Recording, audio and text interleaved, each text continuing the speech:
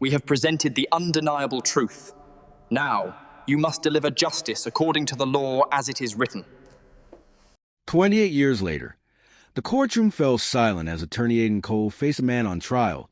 His father, Richard Cole, once a billionaire, now a disgraced businessman in handcuffs. The same man who had framed Aiden's mother to save his empire. Cameras flashed. Reporters whispered. Richard's gaze lifted, confusion turning to disbelief as his son began to speak. "You taught me that money fixes everything," Aiden said, voice steady. "But today, truth decides." The jury leaned forward, the world holding its breath. None of them knew this case wasn't about fraud. It was about a promise made by a 5-year-old boy 28 years ago. One promise, one mother's courage, one son's return. This isn't just justice. It's destiny meeting consequence. When love turns into betrayal, time becomes the only witness. Stay till the end to see how a boy's broken childhood becomes a courtroom reckoning no one expected. Before we continue, make sure to subscribe, like, comment, and share this video for more emotional stories about redemption, betrayal, and powerful comebacks. Every share helps these stories reach others who believe that truth always finds its way home. Now, let's return to where it all began. Before the courtroom, before the fame, before the fall, the beginning, before the scandal, Richard and Laura Cole were the definition of success. Their faces appeared on magazine covers as a power couple of New York. He was the ambitious CEO of Cole Dynamics. She was a heart behind the company's charitable arm. Their marriage looked perfect. Morning runs through Central Park, family breakfast with 5-year-old Aiden, and smiles that sold the illusion of forever. But behind closed doors, their love was quietly losing oxygen. Richard's obsession with expansion replaced intimacy. Laura's voice became background noise. What once felt like teamwork was turning into competition. The higher they climbed, the farther apart they grew. Laura began noticing inconsistencies. Emails about donations she never approved, accounts she'd never opened. She tried to confront Richard during dinner, but he was distracted, replying to messages even as Aiden tried to show him a drawing. "Richard, these numbers don't add up," she said. Without looking up, he answered, "Let finance handle it." She pressed again, "The transfers are under my authorization." That got his attention. His eyes flickered with something between fear and calculation. "You worry too much," he said, standing up. But when he walked away, Laura realized he hadn't denied it. He had just made her doubt herself. Weeks later, whispers reached her. A junior accountant confided, "They're saying someone from your office mismanaged the charity funds." Laura froze. "Who's saying that?" "People upstairs," the woman whispered. Laura spent the next 2 nights reviewing every ledger. That's when she found it. Multiple 6-figure donations rerouted to shell accounts using her signature. Her breath caught. She hadn't approved any of them. When she stormed into Richard's office, he was in a meeting but waved her in. She slapped the papers on his desk. "Explain this." His expression didn't change. "We'll discuss it later," he said coolly. That was when she knew. He'd set her up. That night, she couldn't sleep. Every memory of their marriage replayed like betrayal in slow motion. The canceled dates, the private meetings, the passwords suddenly changed. She realized Richard hadn't become distant because of stress. He'd been preparing his story. The next morning, Laura arrived at the office to find her ID deactivated. Security escorted her out while employees whispered. She tried to call Richard, but his assistant answered, "Mr. Cole is unavailable." Later that evening, her phone buzzed with an email, "Temporary suspension pending audit results." It was signed by Richard himself. She sat on the floor, shaking, her world reduced to pixels and lies. That evening, she waited for him at home. When he finally walked in, she held the letter out. "What is this?" He loosened his tie, not meeting her eyes. "Crisis management," he said. "Until this clears, we need space." "Space?" she repeated, trembling. "You just turned our marriage into a headline." Richard's tone was ice. "I turned it into survival." She stepped closer. "You're blaming me to protect yourself." His silence confirmed it. "You're unbelievable," she whispered. "I built that foundation." And now you're sinking it, he snapped. In that moment, Laura saw it clearly. She was no longer his partner. She was his liability. The next day, the story broke online. Cole Dynamics under investigation. CEO's wife linked to funds. Reporters camped outside their home, shouting questions. Laura hid inside with Aiden, drawing the curtains as flashes exploded through the windows. "Why are they yelling, Mommy?" he asked, clutching her leg. "It's okay, baby," she said, voice breaking. When Richard arrived, he was calm, detached. "Stay quiet," he told her. "It'll pass." She looked at him in disbelief. "Pass? You let them destroy me." "You'll thank me later," he muttered, pouring whiskey. "This is business." Laura whispered, "No, Richard, this is betrayal." He didn't even look up. 2 days later, Richard held a televised press briefing. Laura watched from their living room, holding Aiden close. Reporters asked if the rumors were true. Richard's response was surgical. "We discovered accounting errors in our charity division. My wife oversaw that department. We're cooperating fully." Laura's heart stopped. He didn't say she was guilty, but he didn't offend her either, and silence in front of cameras sounded like confession. The broadcast ended, and the phone rang endlessly. Friends, reporters, strangers. Aiden climbed into her lap, confused by her tears. "Mommy, did you do something bad?" She hugged him tight. "No, sweetheart. I just trusted the wrong man." By evening, her name was trending. Clients withdrew. Sponsors demanded answers. Even neighbors avoided eye contact. Laura tried calling Richard, but his number went straight to voicemail. When she reached his office, the secretary said he was abroad for damage control. Alone, she sat at the kitchen table surrounded by unpaid bills and unanswered questions. Her phone buzzed. Another message from his lawyer. "Effective immediately, Mrs. Cole is suspended from all financial activities related to the company." Aiden wandered in wearing his pajamas. "Can we watch cartoons?" he asked. Laura smiled faintly, fighting tears. "Of course, baby." She turned on the TV and let him laugh, because she couldn't. When Richard returned, she confronted him before Aiden's bedtime. "You turned my name into dirt," she said. "Do you realize what you've done to your own family?" Richard exhaled, tired. "Laura, emotions don't fix PR crises." "Neither does betrayal," she shot back. He picked up his coat. "This conversation's over." She blocked the doorway. "Not until you tell me the truth. Did you move those funds?" His silence was louder than denial. "Answer me, Richard." He finally said, "You'll never understand the pressure I'm under." She whispered, "You mean the greed?" Aiden's door creaked. He peeked out, eyes wide, silently watching the moment that would shape his life forever. Minutes later, Laura packed her suitcase in tears. Aiden stood in the doorway, clutching his toy plane. "Mommy, are we leaving?" She wiped her face and forced a smile. "Yes, sweetheart. We're going somewhere safe." Richard watched from the hall, arms folded. "You walk out that door, don't come back." Laura turned, meeting his cold stare. "I'm not the one leaving. Richard, you already did." Aiden reached for her hand, whispering, "Will we see Daddy again?" She knelt, touching his cheek. "One day, you'll see him again, but not like this." She led him out the door, the echo of her footsteps marking the end of everything familiar. Crossroads. Weeks turned into months, and the city slowly forgot her name, though Laura never forgot the silence that followed every job interview. Her resume glowed with experience, but whispers followed her like ghosts. Wasn't she the CEO's wife? One recruiter murmured. She'd smile, thank them, and leave before pity arrived. Every night, Aiden would wait by the window for headlights that never came. One evening, as they shared soup from a single pot, Laura said softly, "Someday, the truth will speak for us."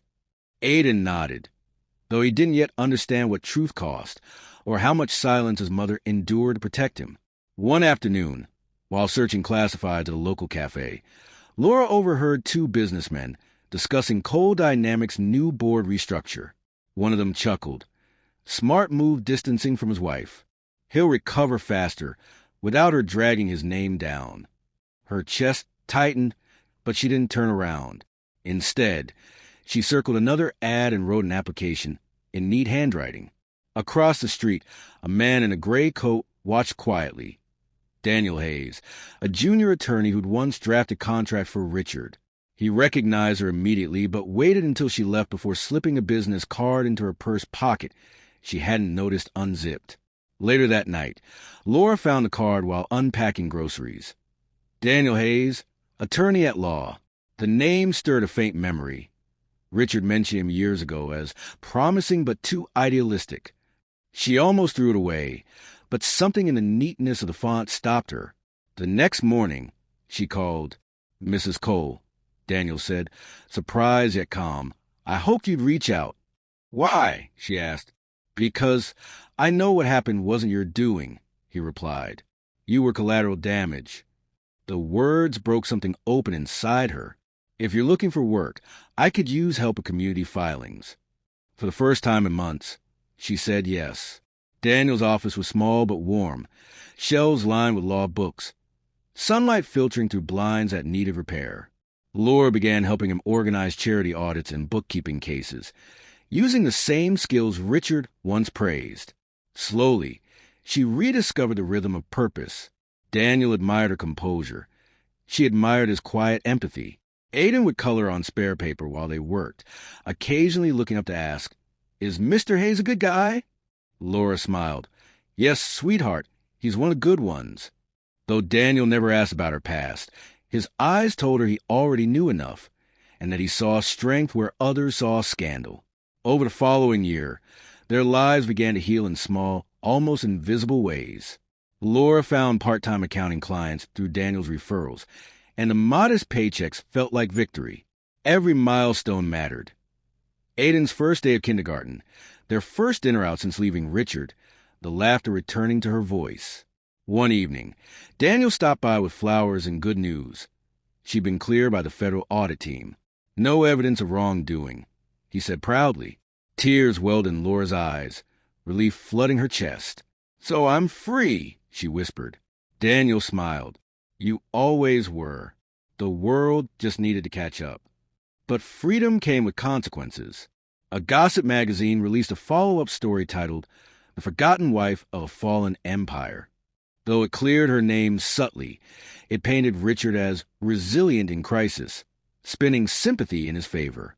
Laura read it once and set it aside. Aiden, now 6, saw the photo and frowned. "Why is Daddy on TV again?" She replied gently, "Because he wants people to remember his version of the story." "Is it the truth?" he asked. She knelt, meeting his gaze. "One day, you'll understand, Aiden, truth doesn't always make headlines."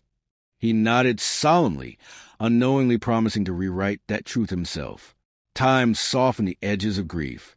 Daniel's presence became constant, not romantic, but restorative.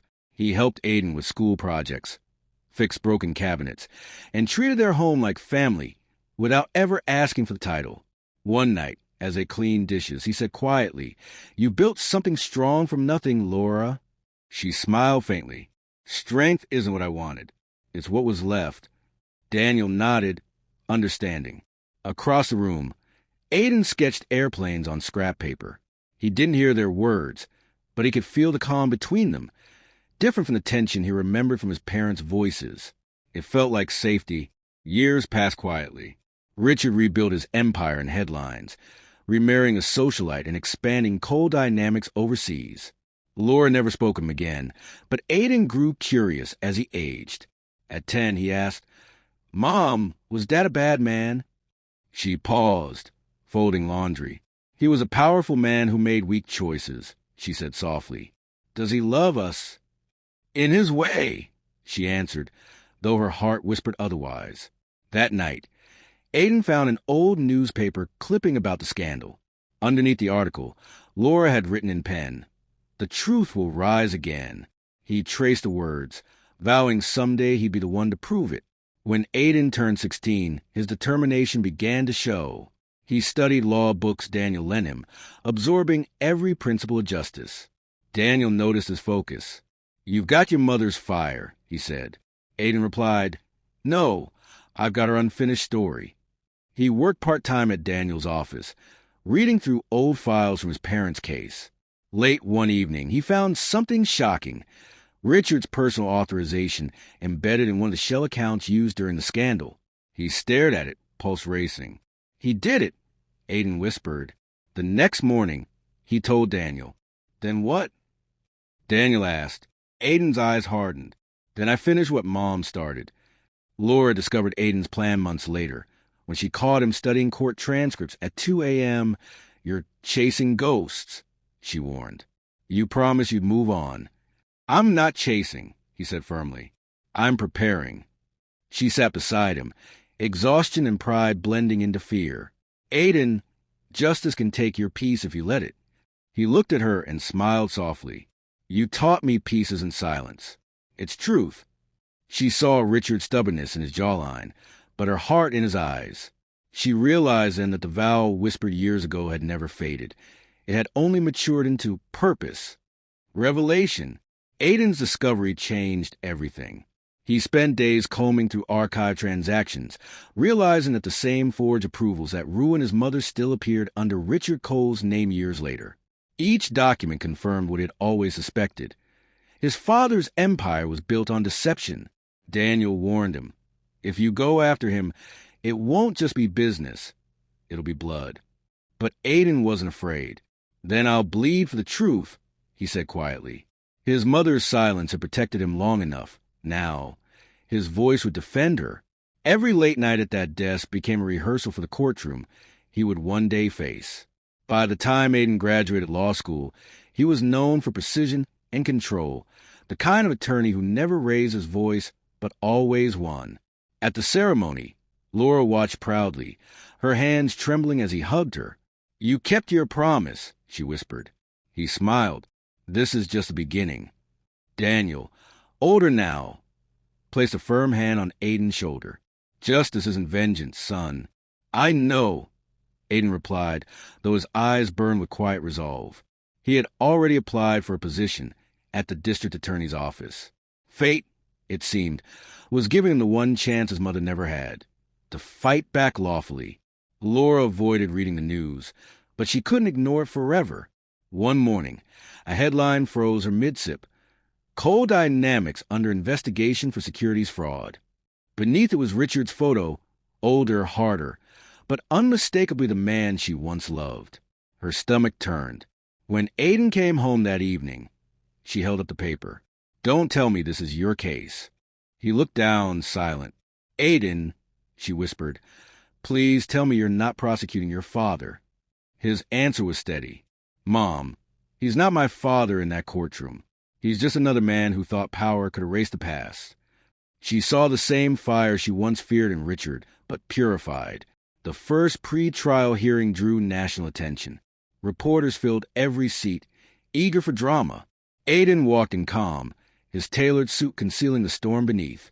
Across the aisle, Richard sat surrounded by defense attorneys, his face unreadable. When their eyes met, something flickered, recognition, disbelief, maybe even regret. Aiden broke the stare first. As the judge entered, Richard leaned toward his lawyer and whispered, "Find out everything about that prosecutor." Minutes later, Aiden stood and read the opening statement, cold, factual, flawless. To the crowd, it was just a case. To him, it was 28 years of pain shaped into law. During recess, Richard studied Aiden through the glass walls of the courthouse corridor. He asked his assistant, "What's his background?" "Graduated top of his class. No scandals. Lives with his mother," she replied. Richard frowned. "The mother's name?" "Laura Cole." The pen dropped from his hand. The blood drained from his face. "That's impossible," he muttered. He rose abruptly, ignoring reporters as they shouted questions. Outside, flashes of cameras reflected in his eyes like ghosts.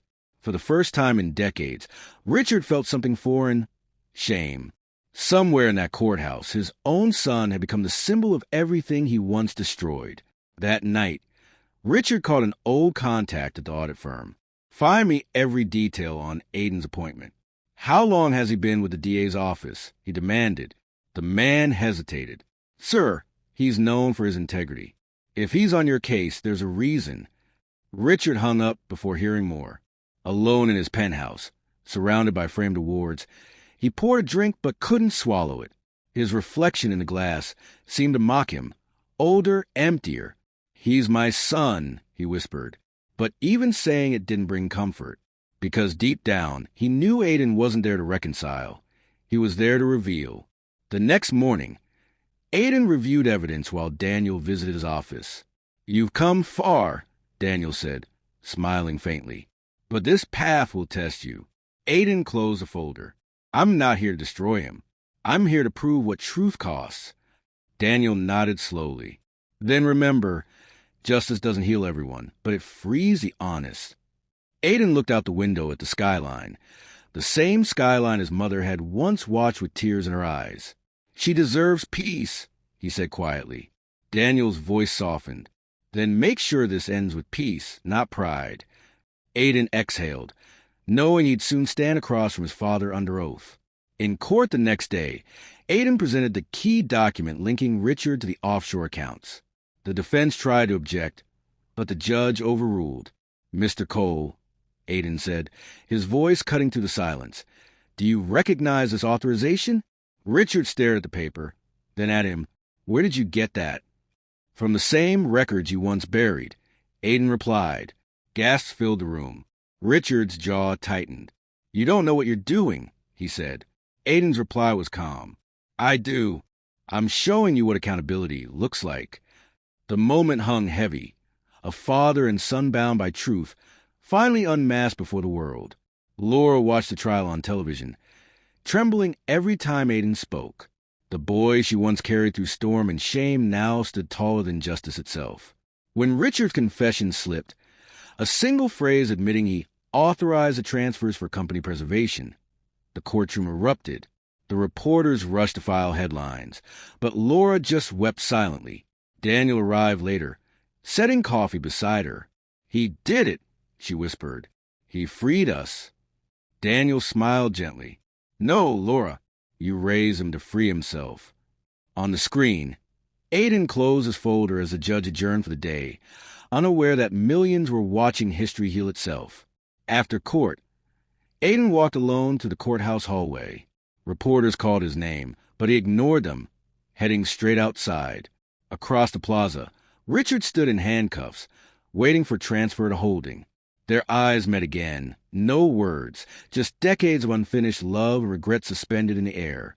"Finally," Richard said softly, "you became everything I never was." Aiden's throat tightened, but he answered, "And nothing you tried to make me." The officers led Richard away, leaving Aiden standing beneath the courthouse steps where it all began. The same city skyline shimmered above him, but for the first time he felt peace. Reckoning.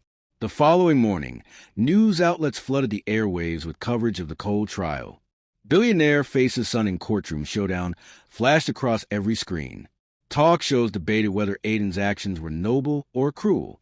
Laura avoided all of it until she saw one commentator say, "Some wounds never heal, they just find microphones."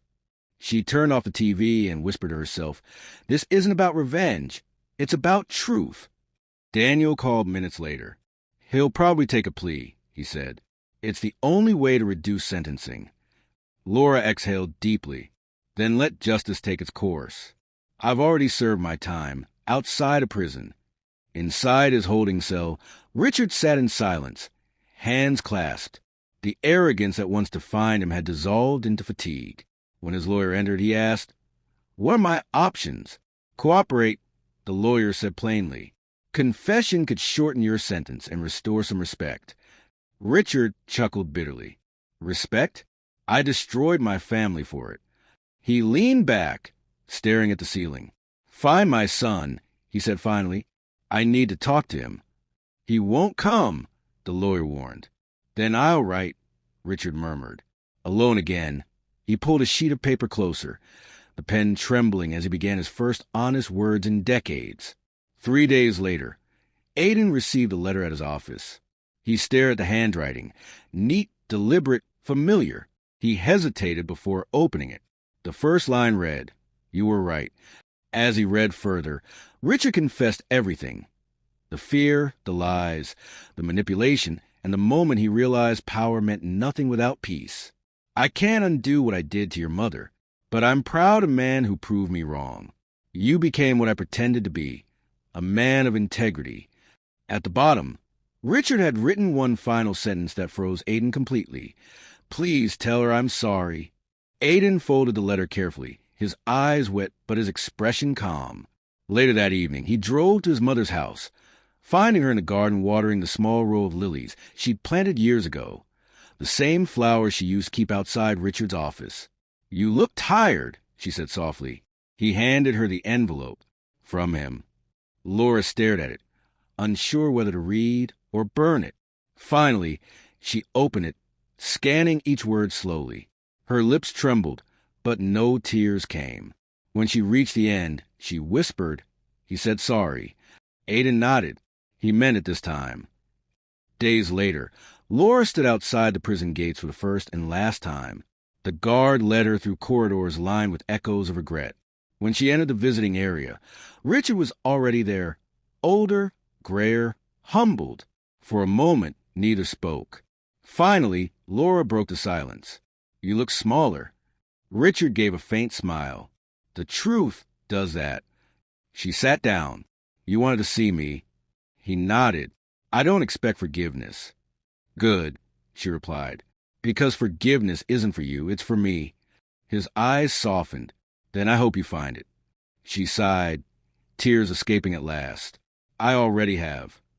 Their conversation stretched for nearly an hour. Two people who had once shared dreams now sharing silence between words. Richard asked about Aiden, about life outside. "He's stronger than both of us," Laura said. "He turned pain into purpose." Richard smiled faintly. "You raise him well." "No," she corrected. "He raised himself by watching what not to become."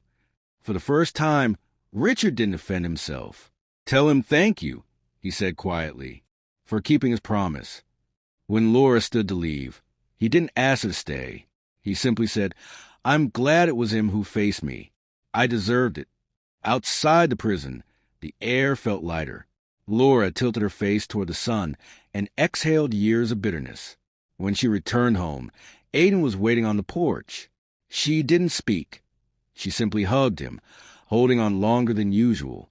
"Did you get what you needed?" he asked. "I got closure," she said softly. "And peace." "Almost." They sat quietly, listening to the wind. For the first time, Laura didn't feel like the scandal survivor. She felt like its conclusion. "You know," she said after a while, "forgiveness doesn't erase history." Aiden smiled gently. "No, but it writes a better ending." Months later, Richard's sentencing drew national coverage again. But this time there were no dramatic headlines, just a quiet acknowledgement that the truth had prevailed. Aiden watched from the gallery as the judge read the verdict. 15 years. Richard accepted it calmly, turning once toward his son with a nod that said everything words couldn't. Afterward, Aiden walked out into the sunlight where reporters waited. One asked, "What does justice feel like?" Aiden paused. "It feels like peace." Cameras clicked, capturing the moment a boy's vow became history. Somewhere behind bars, Richard smiled faintly. His son had finally ended the story he started. Weeks passed. Laura returned to her accounting work, this time for nonprofit organizations. The same kind she'd once dreamed of helping before her life fell apart. Aiden began teaching part-time at a community college, mentoring young lawyers about ethics and integrity. Daniel, now retired, visited often, watching the family he'd helped rebuild. One evening, they sat together at dinner. Laura looked at Aiden. "You kept your promise, didn't you?" He smiled. "Every word." She raised her glass.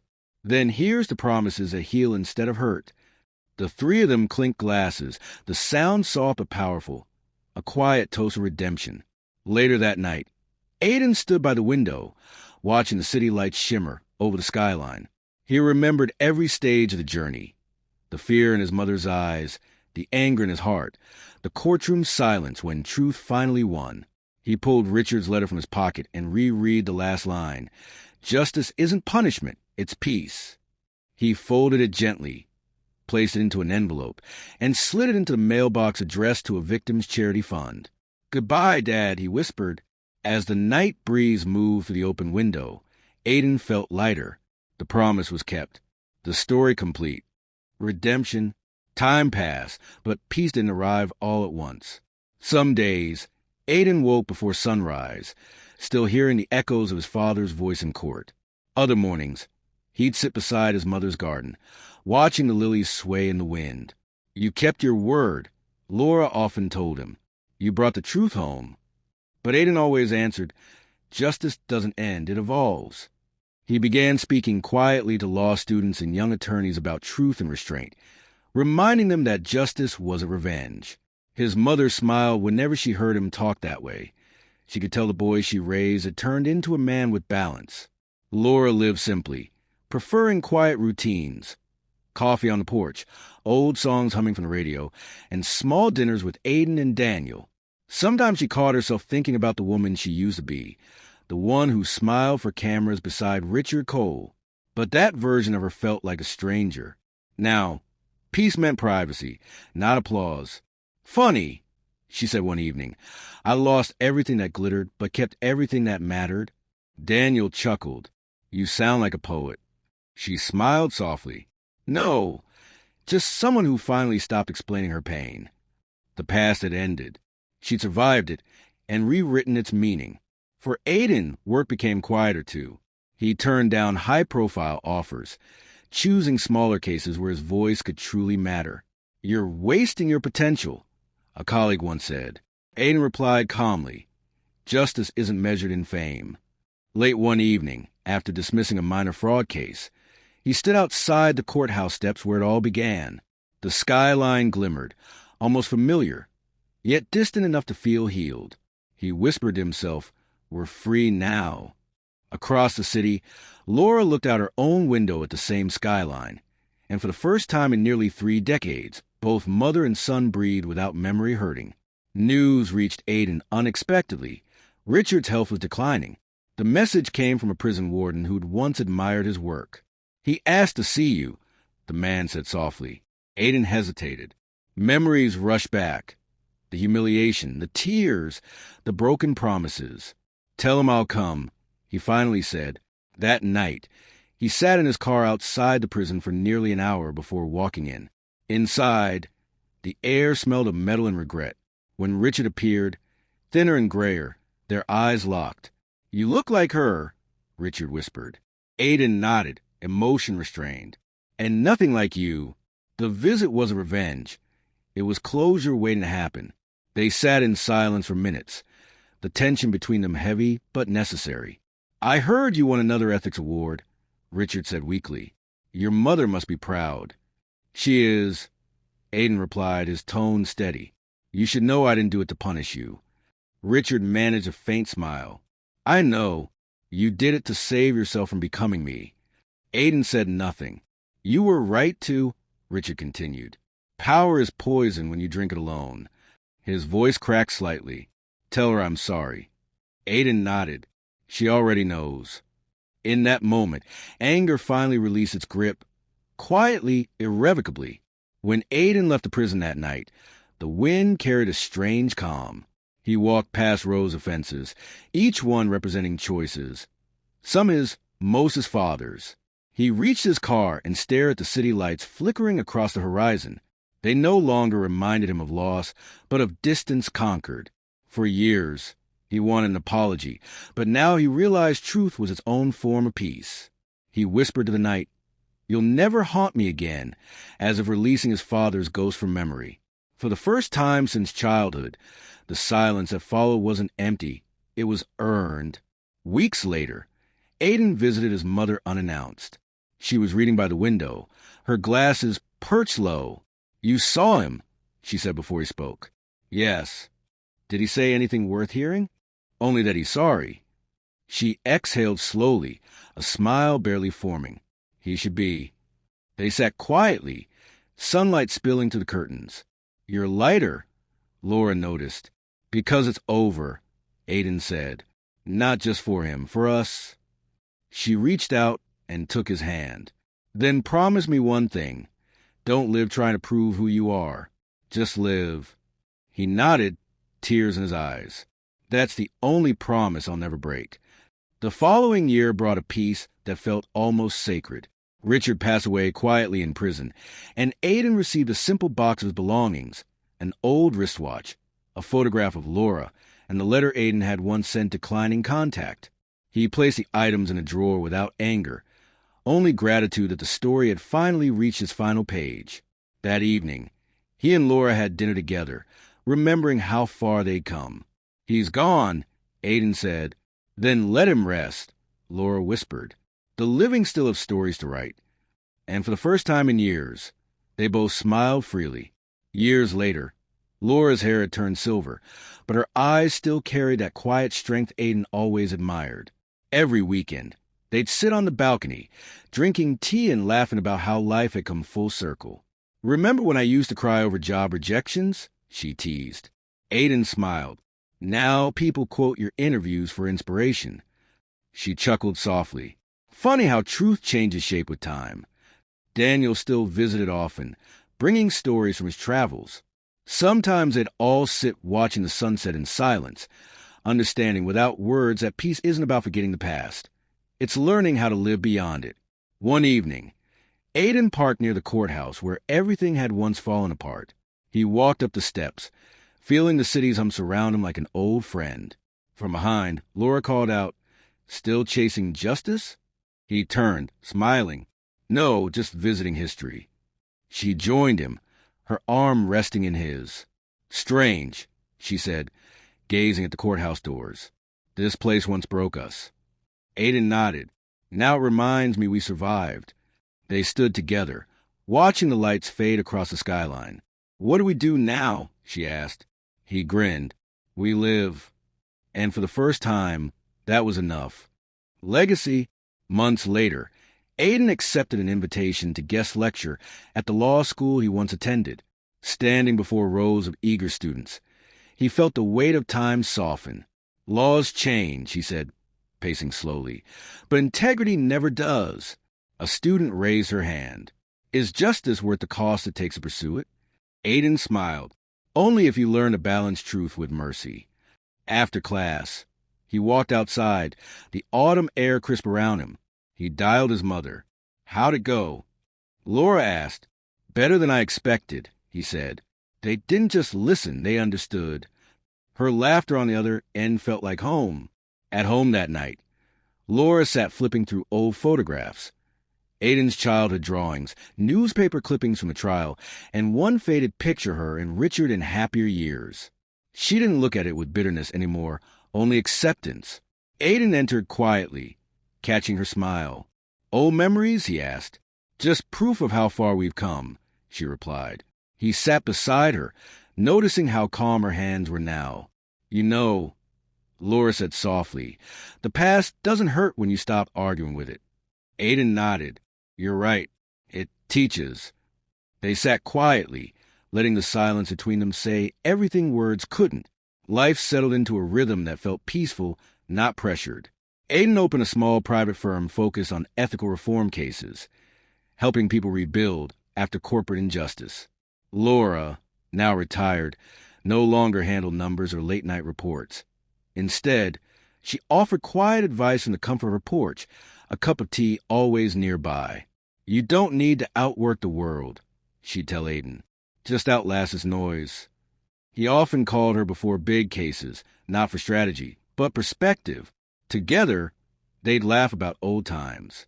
Her silver hair shimmered under the sunlight, a reminder that wisdom, not speed, wins life's longest battles.